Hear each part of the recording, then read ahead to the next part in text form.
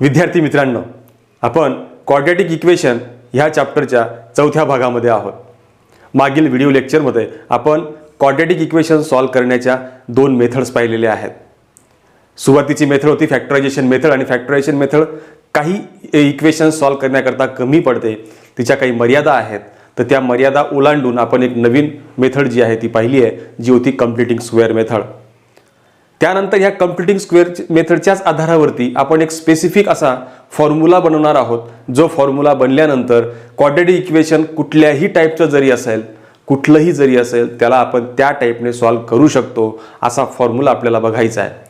सोबतच महत्त्वाची गोष्ट आपण ही बघणार आहोत की फक्त ह्या फॉर्म्युला काढून मोकळं होणार नाही आहोत, तर या फॉर्म्युल्यामुळे आपल्याला त्या क्वाड्रॅटिक इक्वेशनचे जे रूट्स आहेत त्यांचे नेचर देखील सांगता येणार आहेत. त्यांचे नेचर्स शिवाय त्या दोन रूट्सची जी सम आहे ती आणि त्या दोन रूटचा प्रॉडक्ट, ह्या गोष्टी सांगणं सोपं होतं. म्हणजेच आपण क्वाड्रॅटिक इक्वेशनचं ऑब्झर्वेशन करणं, त्याचं ग्राफिकल रिप्रेझेंटेशन करणं, या सगळ्या गोष्टी ज्या आहेत त्या आपल्याला या फॉर्म्युल्याच्या सहाय्याने जे आहेत ते इझी होणार आहेत. तर आपण सुरुवातीला जे आपण इक्वेशन पाहिलेलं आहे त्याचा जनरल फॉर्म पाहिला आहे क्वाड्रॅटिक इक्वेशनचा, ax² + bx + c = 0. आणि आता जस्ट आपण जी मेथड पाहिली आहे कम्प्लिटिंग स्क्वेअर मेथड, त्या मेथडच्या सहाय्याने जर आपण ही गिव्हन इक्वेशन जे आहे ते जर आपण सॉल्व्ह करत गेलो जनरल फॉर्मचं इक्वेशन, तर आपल्याला जे काही मिळणार आहे तोच असणार आहे आपला फॉर्म्युला. कसं तर बघूयात. आपल्या नेहमीच्या क्रायटेरियानुसार आपल्याला कंडिशन आहे की x² चा कोएफिशियंट हा 1 असला पाहिजे आणि हा c त्या बाजूला आपल्याला पाठवायचा आहे. त्यानुसार आपण याला सॉल्व्ह करत जाऊयात. ax² + bx = हा -c होईल तिकडे गेल्यानंतर. नंतर इथे a आपल्याला नको आहे, तर आपण काय करणार, divide both the side by a. जर a ने डिव्हाइड केलं तर हा ax² upon a + b upon ax = -c/a असं होईल. त्यानंतर हा a गेट कॅन्सल्ड, इथे रिमेनिंग टर्म आहे x² + b upon ax = -c/a असं आपल्याला लिहिता येईल. आता हे आपलं इक्वेशन फर्स्ट तयार झालं. आपण एक्झॅक्टली सेम जी कम्प्लिटिंग स्क्वेअर मेथड आपण अप्लाय केली आहे तीच आपल्याला या जनरल फॉर्मवरती अप्लाय करायची आहे, त्यानुसार जायचं आहे. तर आपण तिथे थर्ड टर्म काढली होती. थर्ड टर्मचा काय फॉर्म्युला होता आपला, 1/2 into coefficient of x bracket square = 1/2. या ठिकाणी कोइफिशियंट ऑफ x जो आहे तो आपला आहे b/a ब्रॅकेट स्क्वेअर. हे असणार आहे 1 × b/2 × a 2a bracket square. आणि हा ब्रॅकेट स्क्वेअर जर आपण सॉल्व्ह केला तो मिळतो b² / 4a². ही आपल्याला मिळालेली आहे थर्ड टर्म. आणि आपण ही थर्ड टर्म जी आहे ती ऍड करतो इक्वेशन फर्स्टच्या बोथ साईडला. म्हणजेच काय होणार बघा, ऍडिंग कुठली टर्म आहे ती b² upon 4a² on both the side of equation first. जर इक्वेशन फर्स्टच्या दोघी साईडला ती ऍड केली तर काय होणार बघा, x² + b/ ax. आणि त्यानंतरची थर्ड टर्म जी आहे ती आपण काढली आहे b² अपॉन 4a² -c/a. आणि या बाजूला आपण ऍड करतो आहोत ती थर्ड टर्म. दोघी बाजूला ऍड याकरता करावी लागते कारण आपलं इक्वेशन जे ते बॅलन्स झालं पाहिजे म्हणून. त्यानंतर आता आपल्याला याला सिम्प्लिफाय करायचं आणि तुम्हाला म्हटलं होतं मी की हा डायरेक्ट ब्रॅकेट स्क्वेअरचा फॉर्म्युला मिळतो म्हणून आपण त्याला कम्प्लिटिंग स्क्वेअर मेथड असं म्हणतो. तर हा x लिहायचा आहे प्लस साईन, याचं स्क्वेअर रूट आपण पाहिलं आहे b/2a आणि मग होल ब्रॅकेट स्क्वेअर = याला लिहिताना व्यवस्थित तो मायनस हा b² जो दिसतोय याला मी आधी लिहिला, नंतर b² / 4a² आणि हा -c/a असा लिहिला. आणि इथे छेद समान करायचा आहे मला. डिनोमिनेटर जर सेम करायचं असेल इथं 4 ची गरज आहे आणि आणखी एक a ची गरज आहे, म्हणून मी याला 4a / 4a याच्याने मल्टिप्लाय करतो, जेणेकरून मला हे दोघी सेम करता यावेत डिनॉमिनेटर. म्हणून याला आपण सिम्प्लिफाय करूयात. = हा काय येईल b² - 4ac आणि अपॉनला छेद समान झाल्यामुळे अपॉनला 4a² एक साथ लिहिता येणार. या पद्धतीने आपल्याला x + b/2a hole bracket square = हे मिळालंय. आता पुढे आपल्याला काय करायला लागतं, taking square root on both side, दोघी बाजूला जर आपण स्क्वेअर रूट घेतलं तर काय होणार मित्रांनो बघा, दोघी बाजूला जर स्क्वेअर रूट घेतलं तर आपल्याला प्लस मायनस साईन घ्यावी लागते, त्यानुसार इथे हा स्क्वेअर चालला जाईल, X plus B upon 2a is equal to plus minus square root of B square minus 4a आणि अपॉनला 4चं स्क्वेअर रूट निघतं म्हणून 2, a स्क्वेअरचं पण स्क्वेअर रूट निघतं म्हणून a या ठिकाणी मिळेल. नंतर ही टर्म आपण त्या बाजूला पाठवूयात तर एक्स इज इक्वल टू मिळणार तुम्हाला minus B upon 2a plus minus square root of B square minus 4a C, हा ए सी राहिला 4ac अपॉन ट्वाइस ए या पद्धतीने. त्यानंतर या ठिकाणी परत एकदा एक गोष्ट दिसते की इथे डिनॉमिनेटर सेम आहे, म्हणजे आपण याला लिहू शकतो minus B plus minus square root of B square minus 4ac upon twice A. आणि तुम्ही जर व्यवस्थित पाहत असाल तर या ठिकाणी एक्स पूर्णपणे ए बी आणि सी यांच्यामध्ये एक्सप्रेस केलेला आहे आणि हाच जो आपण बनवलेला फॉर्म्युला आहे, हाच फॉर्म्युला असणार आहे आपला क्वाड्रॅटिक इक्वेशन सॉल्व्ह करण्याचा. कसा मिळेल आपल्याला तो, एक्स इज इक्वल टू म्हणजे रूट्स कसे मिळतील, X is equal to minus B plus और minus square root of B square minus 4ac upon twice A या पद्धतीने जे आहे ते आपल्याला त्याचे रूट्स मिळतात. म्हणजे कुठलंही क्वाड्रॅटिक इक्वेशन तुम्हाला दिलेलं असेल ज्यात एक्स स्क्वेअरचा कोइफिशियंट, एकचा कोइफिशियंट आणि कॉन्स्टंट नंबर जरी तुमच्याकडे असेल तरी तुम्ही या फॉर्म्युलेच्या सहाय्याने त्या क्वाड्रॅटिक इक्वेशनला सॉल्व्ह करू शकतात, डायरेक्टली त्याचे रूट्स फाइंड करू शकतात आणि इथे प्लस मायनस साइन आल्यामुळे असे दोन रूट्स आपल्याला जे आहेत त्याचे मिळणार आहेत. हा आहे तो आपला formula for solving the quadratic equation. आता जस्ट जे आपण क्वाड्रॅटिक इक्वेशन सोल्युशन काढण्यासाठी फॉर्म्युला पाहिला आहे तो X is equal to minus B plus और minus square root of B square minus 4ac upon twice A हा असा आहे.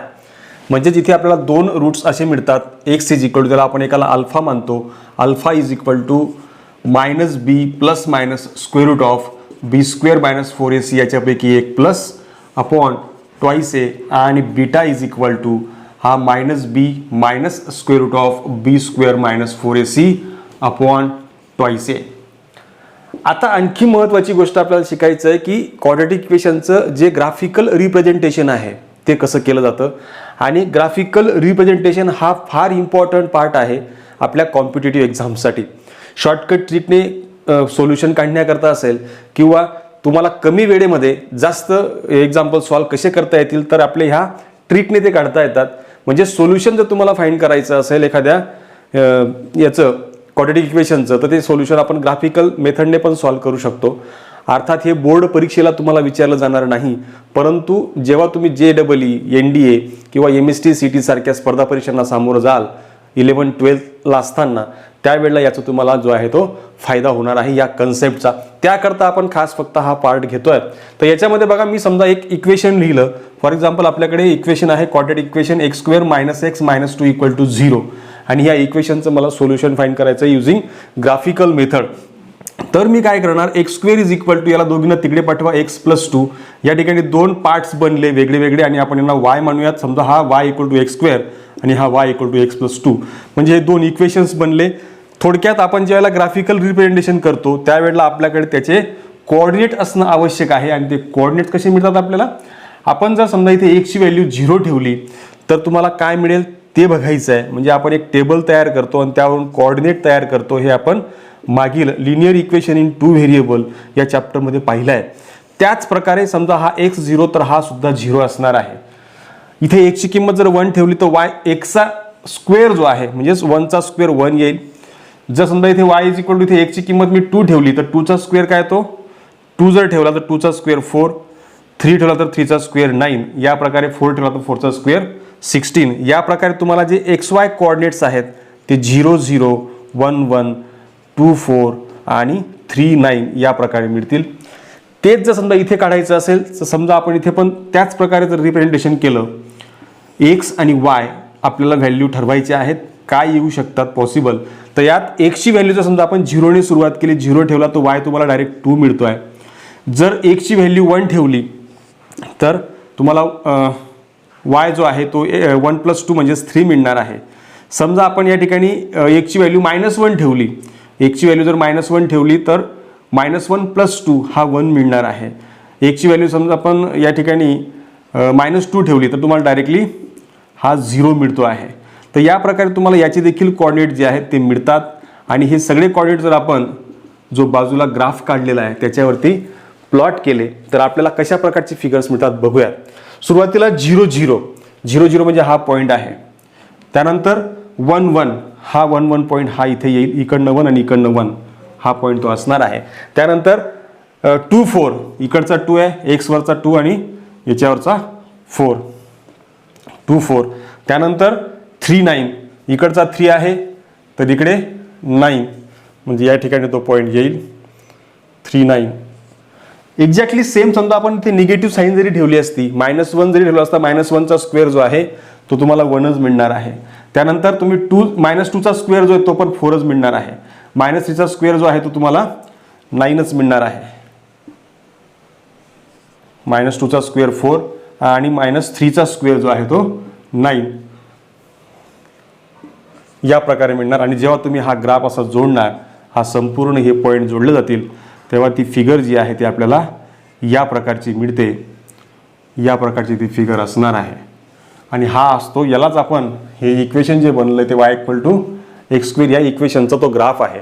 आणि या ग्राफमध्ये या ग्राफला आपण पॅराबोला असं म्हणतो. आणि हा पॅराबोला, हायपरबोला, इलिप्स वगैरे हे जे टॉपिक आहे ते तुम्हाला 11-12ला येतील, तिथे आपण त्याचा डीपमध्ये स्टडी करू शकतो.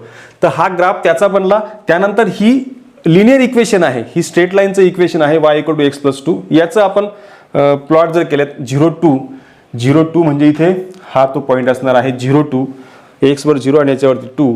आणि इकडे 1 3 x वरती 1 आहे, याच्यावरती समजा 3 आहे 1 3 इथे तो कुठेतरी असेल. त्यानंतर -1 1 असं करत करत आपण जर गेलो तर आपल्याला पुढे या प्रकारची एक स्ट्रेट लाईन मिळणार. आणि ती स्ट्रेट लाईन जी असेल या प्रकारची अशी ती इथून कुठून तरी जाईल. आणि ती स्ट्रेट लाईनची ज्या ठिकाणी इंटरसेक्ट करणारे पॉईंट असतात त्या इंटरसेक्ट करणारा पॉईंटचा जो एक्स कोऑर्डिनेट असतो तेच आपलं सोल्युशन असतं. म्हणजे इथून जो पण तुम्हाला पॉईंट मिळणार, आता या जागेवरती जर आपल्याला तो पॉईंट काढायचा असेल तर याचं सोल्युशन जर आपल्याला काढायचं असेल, दोघींचं कॉमन सोल्युशन, तर इथे बघा 2 ठेवा, एक्सच्या जागेवरती तुम्हाला y4 मिळतो. म्हणजे 2 4 ही लाईन इथून जाईल, 2 4 जे आहे त्याचं सोल्युशन असणार 2 4 मधून ती लाईन जाईल. म्हणजे एक सोल्युशन त्यांचं 2 4 असेल. आणि जर तुम्ही इथे पाहिलं तर -1चा स्क्वेअर पण 1 येतो.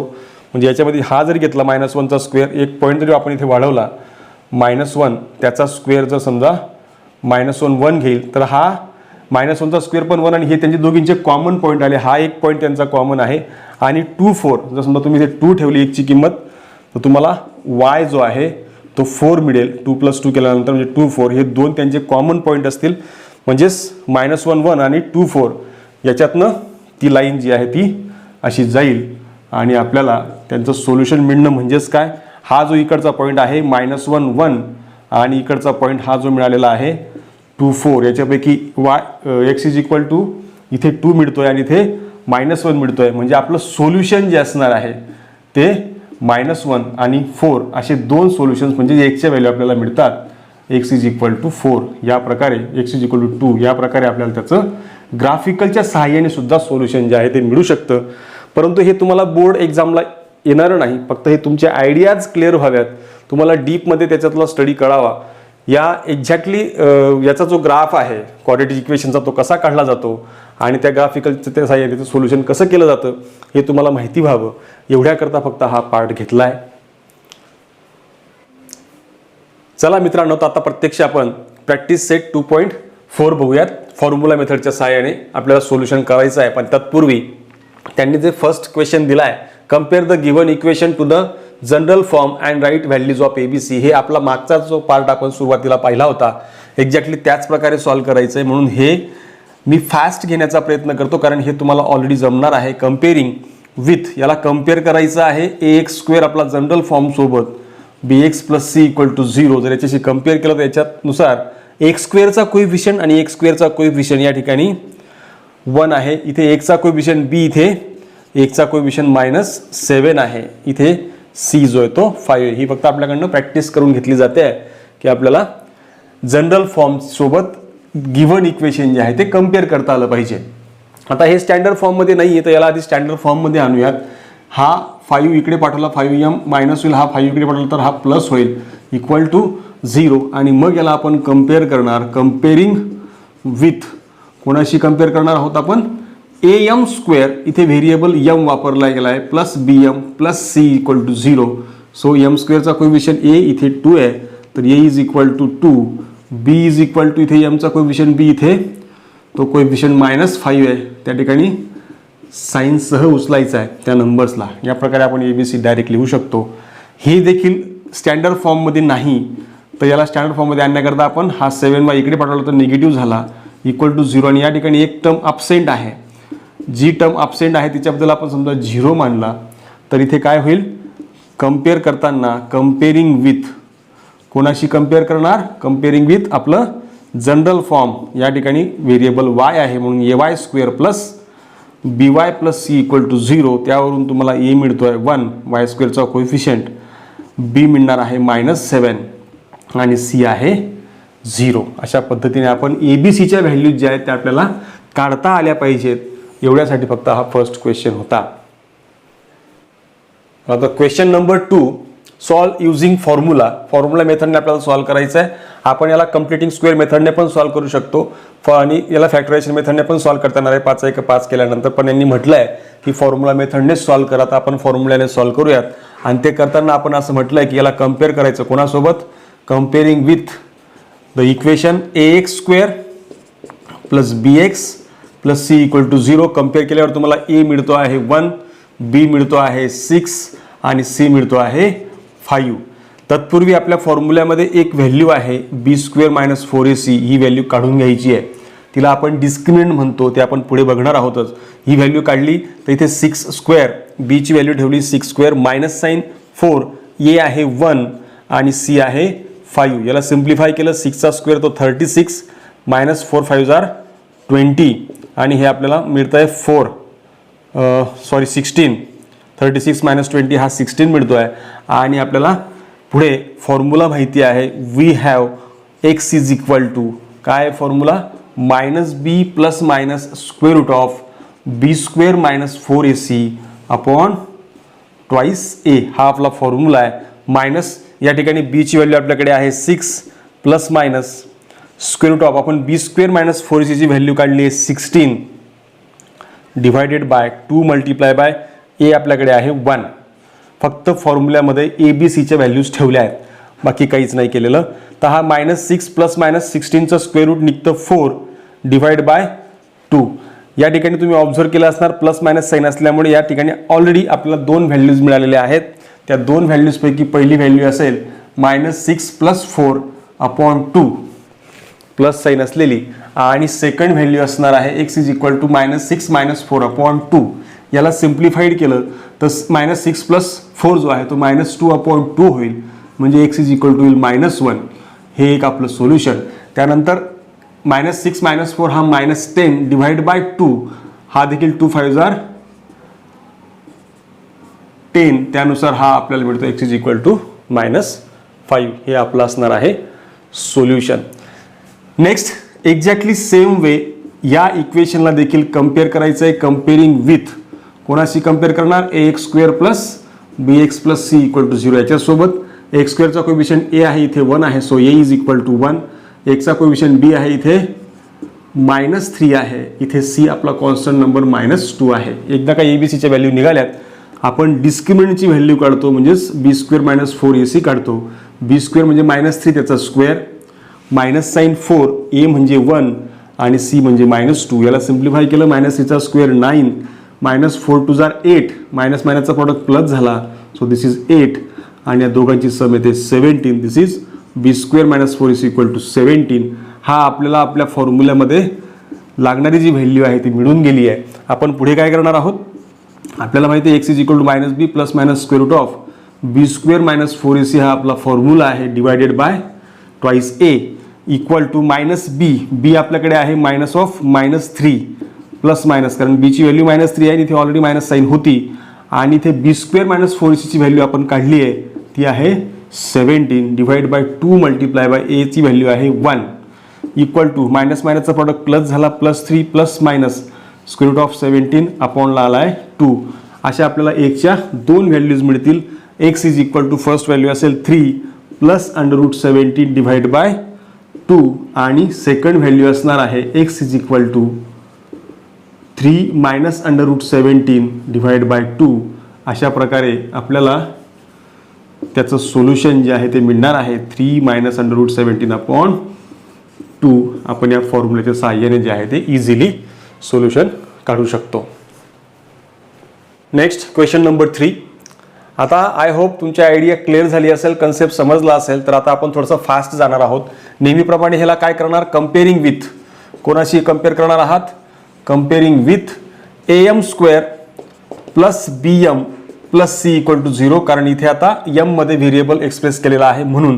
सो a चा इथे एक कोएफिशियंट m² चा आहे 3, सो दिस इज 3. m चा कोएफिशियंट म्हणजे b इक्वल टू 2 आणि c इज इक्वल टू -7. नेहमीप्रमाणे आपण b² - 4ac जो तो आधी काढून ठेवतो. सो b आहे +2 ब्रॅकेट स्क्वेअर -4 इंटू a आहे 3, c आहे -7 इज इक्वल टू हा 4 4 3 जार 12 आणि हा मायनस मायनसचा प्रॉडक्ट जो आहे तो 84 होईल इक्वल टू हा 88, म्हणजे b² - 4ac तुम्हाला मिळतो आहे 88. त्यानंतर आपल्याकडे फॉर्म्युला आहे, फॉर्म्युल्यानुसार m ची जी व्हॅल्यू आहे ती आपण लिहू शकतो. आता व्हेरिएबल m आहे म्हणून x ऐवजी m आपण लिहिणार -b plus minus square root of b² - 4ac upon twice a. आता यात फक्त आपल्याला व्हॅल्यू सबस्टिट्यूट करायचे आहेत.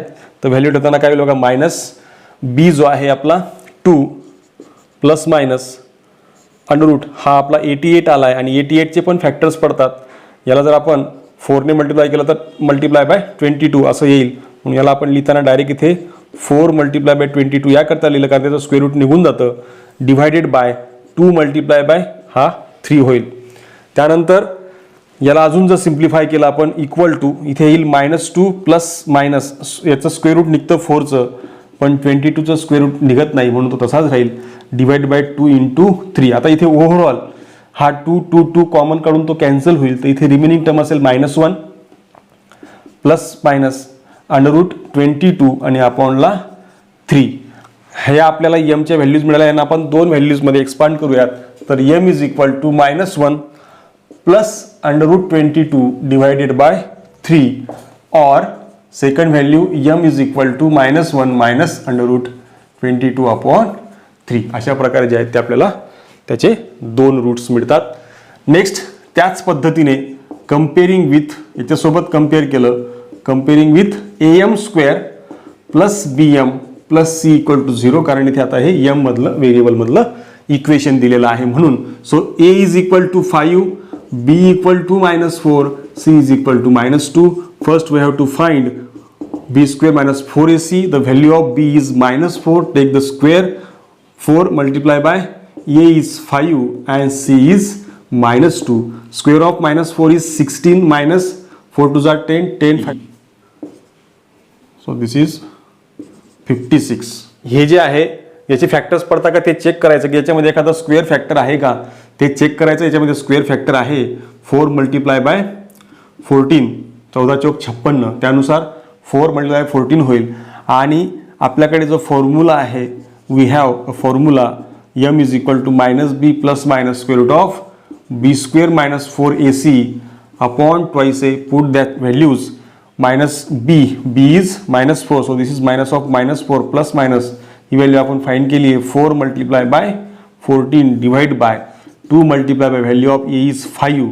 सो दिस इज मायनस मायनसचा प्रॉडक्ट जो येतो +4 प्लस मायनस 4चं स्क्वेअर रूट 2 आणि हा √14 डिवाइड बाय 2 मल्टिप्लाय बाय 5. आता याला परत आपण जर ओव्हरऑल न्यूमरेटर डिनोमिनेटरला 2 ने डिवाइड केलं तर डिवाइड केलं त्याला भाग जाणार आहे 2चा. So this is 2 plus minus हा कॅन्सल होऊन जाईल √14 आणि हा डिवाइड बाय हा 5 फक्त राहील इथे, कारण हा 2 पण कॅन्सल होईल ओव्हरऑल डिवाइड केल्यानंतर. So there are 2 values of m. First is 2 plus under root 14 divided by 5 and the second value is 2 minus under root 14 divided by 5. हे असणार आहे आपलं final solution. Next question number 5. तर या ठिकाणी याला डायरेक्ट पण आपण सोडवू शकतो, परंतु लक्षात घ्यायचं की जेव्हा इक्वेशन हे स्टँडर्ड फॉर्ममध्ये दिसणार नाही, थोडंसं अपॉनला काही दिसतंय किंवा मल्टिप्लाय नसेल त्या फॉर्ममध्ये नसेल तर आपण त्याला आणण्याचा प्रयत्न करावा जेणेकरून कॅल्क्युलेशन इझी होतं. म्हणून याला काय करणार आपण multiplying both the side by 3, कारण हा अपॉनचा 3 आपल्याला नको आहे. तर हे इक्वेशन असं होईल बघा 3y² प्लस हा 3 3 कॅन्सल होऊन हा y होईल आणि हा 3 2 6, हा इथे 6 त्याला 2 ने मल्टिप्लाय केल्यावरती मिळेल. त्याला या साईडला आणा म्हणजे तो आपला स्टँडर्ड फॉर्ममध्ये येऊन जाईल plus y minus 6 equal to 0. आणि मग याला आपण कम्पेअर करूयात. मी पुन्हा सांगतोय याला डायरेक्ट जरी सोडलं तरी पण त्याचा आन्सर येईल, पण कॅल्क्युलेशनला इझी होण्याकरता आपण या प्रकारे करतोय. कम्पेअरिंग विथ कम्पेअर केलं ay², आता इथे व्हेरिएबल y आहे plus by plus c is equal to 0. त्यानुसार y² चा कोएफिशियंट a आहे तर इथे a ची व्हॅल्यू 3 येईल, इथे b ची व्हॅल्यू जी आहे ती 1 आणि c जो आहे तो -6 असणार आहे. आपण आधी b² मायनस 4ac म्हणजे डिस्क्रिमिनंटची व्हॅल्यू काढून घेऊयात. b आहे 1² मायनस 4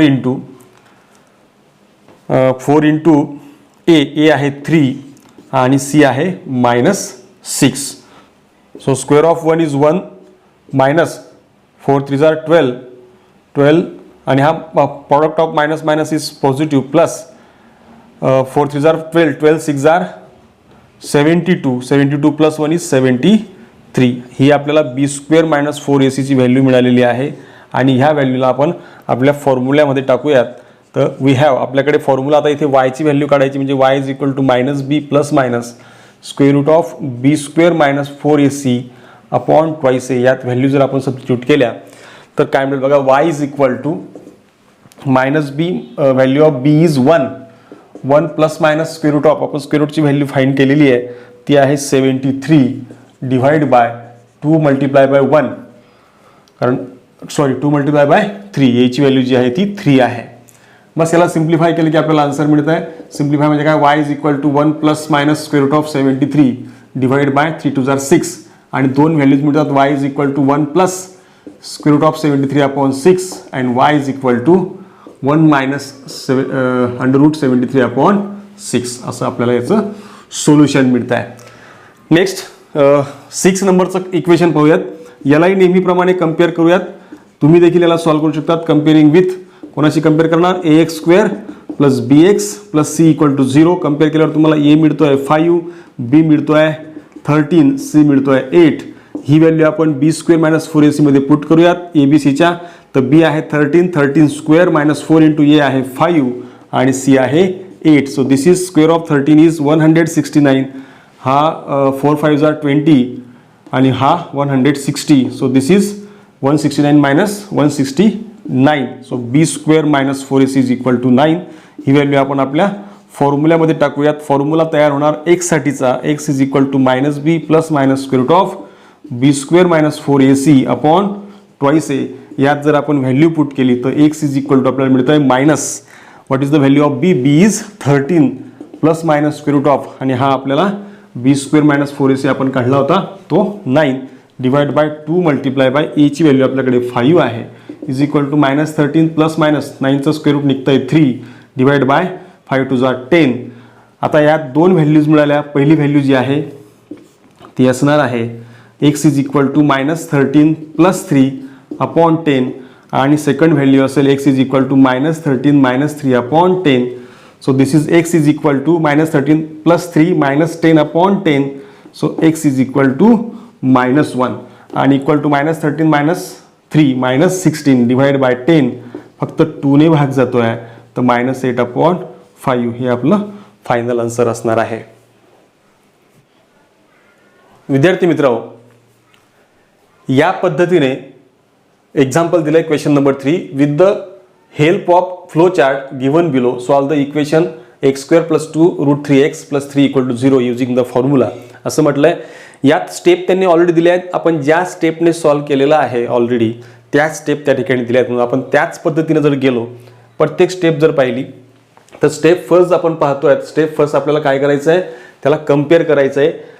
त्या दुसऱ्या स्टेपला आपण काय करणार आहोत, त्याचे ABCचे व्हॅल्यूज काढणार आहोत त्यातनं, आणि त्यानंतर B² - 4AC ची व्हॅल्यू काढणार आहोत. आणि त्यानंतरच आपण त्याचं जे फॉर्म्युला आहे तो फॉर्म्युला टाकून, फॉर्म्युला आपल्याकडे आहे क्वाड्रॅटिक इक्वेशन सॉल्व्ह करण्याचा, आणि त्यानंतर त्याच्यामध्ये आपण ABCचे व्हॅल्यूज पुट करतो. याच प्रकारच्या स्टेप्सने आपण आधीचे एक्झाम्पल पण सॉल्व्ह केलेले आहेत. तसंच याला देखील सॉल्व्ह करायचं आहे, म्हणून आपण स्टेप बाय स्टेपने जाऊयात. तर इथे ही ॲक्टिव्हिटी असल्या कारणामुळे आपण स्टेप फर्स्ट जी आहे तर दिलेलं इक्वेशन जे असेल त्याला कम्पेअर करूयात.